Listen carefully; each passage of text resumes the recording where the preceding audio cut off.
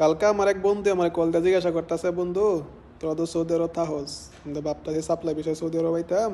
দালালের লই কথা কইছিলাম, দালালে কইছে 4 লাখ টাকার মতো লাগবো, ভালো একটা কামনে লাগাই দিব সাপ্লাই বিষয়ের কামও। মানে কাম বেলে তোর ভালোই হইব। মানে তুই কি করস, তুই কি সাজেস্ট করস? পরে আমি আর কইলাম যে বন্ধু তুই সাপ্লাই বিষয়ে আবি, সৌদি আরব সাপ্লাই বিষয়ে কামের অভাব নেই। কাম তুই যত ইচ্ছা তত করতে পারবি, মাগার তুই টিয়া পাস কিনা সেটা বন্ধু তোরা শিউর আমি দিতে পারতাছি না। কারণ কাম যে আছে তোর আমি শিউর করে দিলাম, কিন্তু টিয়ার কথা আমি শিউর করতে পারতাছি না। আর ইকামার যে বিষয়টা, তুই ইকামা লিয়ে কোনো টেনশন করন লাগতো না, কারণ ইকামা তুই রেনু মনে কিছু করন লাগতো না। তোর ইকামা হইলে না তুই রেনু করতি, তোর ইকামাই তুই পাইতি না, তোর এত কোনো ইকামাই আইতো না, তুই রেনু করবি কি? তাহলে তোর ইকামার কোনো টেনশন নাই, ফুলুস ধরবো ঠুস করে দেশে পাঠাই দিব।